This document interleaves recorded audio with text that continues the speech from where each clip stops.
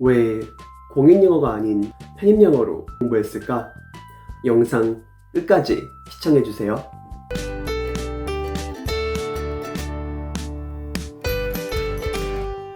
안녕하세요. 여러분들의 편입 멘토 제주꾼입니다. 오늘은 제가 왜 공인영어가 아닌 편입영어로 편입시험을 봤는지에 대한 이야기를 해드릴까요? 정말 많은 학생분들이 편입이라는 거에 대해서 결심을 하고 난 후에 또 하나의 맞닥뜨리는 관문 중 하나가 공인영어로 해야 하나 편입영어로 해야 하나에 대한 고민이에요. 사실 각자만의 선택이에요. 하지만 여기서 아셔야 할 점이 있어요. 공인영어 전형은 공인영어 성적만으로 끝나지 않는다는 것. 일단 편입영어와 공인영어 이 두 가지에 대해서 한번 비교를 해볼까 합니다. 공인영어 전형은 1차에서 공인영어 성적, 토익, 탭스, 토플 이 세 가지의 시험 중 자신이 가장 자신 있어 하는 성적의 시험을 제출하시면 되는 거예요. 그리고 1차를 통과하는 게 바로 일단 우선이죠. 문과분들이라면 아마 거의 만점에 가까운 점수를 받으시는 게 아무래도 더 안정권에 드는 방법일 겁니다. 이 1차를 통과하셨다면 안심하긴 일러요. 방심은 언제나 금물이에요. 바로 2차에서 전공 역량 평가가 있어요. 전공 역량 평가? 그게 뭐예요? 일단 편입이란 제도 자체가 바로 3학년으로 입학하는 그런 제도예요. 그렇다 보니 1학년 그리고 2학년 이 2년이란 시간에 어떤 전공에 관한 지식이 없을 수밖에 없다는 거죠. 특히나 전적대가 있으신 분들은 현재 학과와 전혀 상관없는 학과로 지원하시는 경우가 정말 많아요. 그렇다 보니 자신이 원하는 학교에 그 학과 거기에 대한 지식이 전혀 없다는 거죠. 교수님들은 과연 이 학생이 우리 학교로 와서 수업들을 잘 따라갈 수 있을 것인가?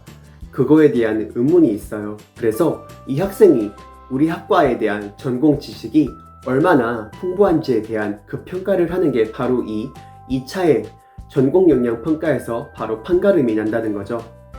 그럼 전공 역량 평가에는 뭐가 있을까요? 전공에 관련한 어떤 심층 면접, 필기 시험, 논술 시험 이런 것들이 있어요. 그럼 여기서 궁금한 점, 이거 공부하면 되는 거 아니에요? 이러실 겁니다. 네, 공부하시면 돼요. 하지만 지원하는 학교에 재학생들은 이미 1학년, 2학년 동안 다녔던 그런 2년이란 시간에 전공 지식이 어마어마할 거예요. 그 학습량은 절대 따라갈 수가 없다는 거죠.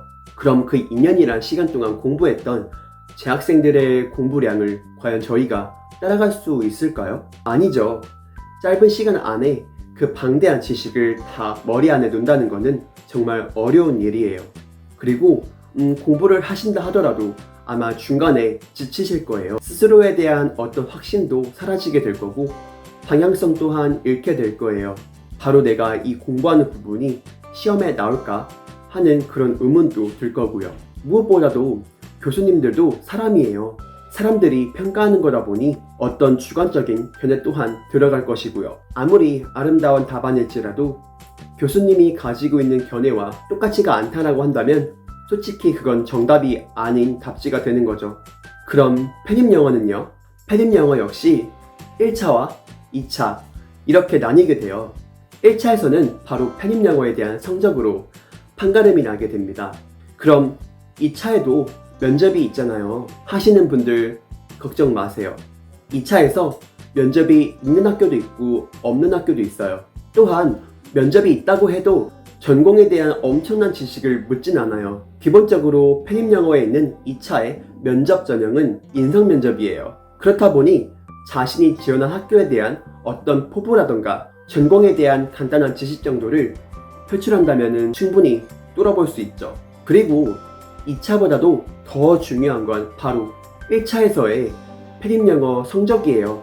아무리 전적대 학점이 좋다라고 하더라도 1차에서 편입영어 성적이 낮다? 그러면은 통과 확률이 거의 없습니다.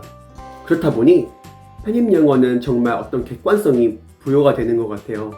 기계가 평가하는 만큼 조금 더 확실한 객관성이 부여가 되고 자신이 마크를 한 그 답안이 옳다면 통과, 이렇게 되는 것 뿐이고요. 저는 그래서 공인영어가 아닌 바로 편입영어로 준비를 했습니다. 또한 정말 많은 대학들이 공인영어가 아닌 바로 편입영어 전형을 치르고 있고요.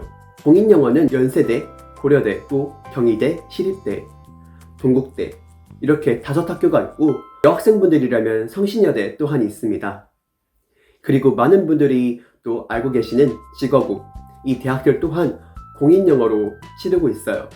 하지만 여기서 아셔야 되는 점, 그럼 직어국 하면 되죠, 직어국까지 합하면 정말 많지 않아요? 라고 하시는 분들 아니에요.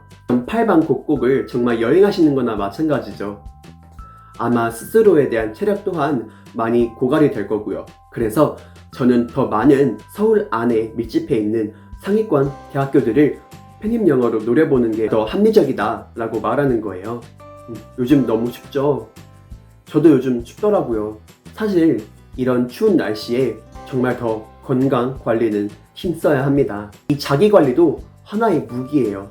그럼 오늘도 제가 여러분들께 왜 공인영어가 아닌 바로 편입영어를 선택했는지에 대한 이유를 알려드렸어요.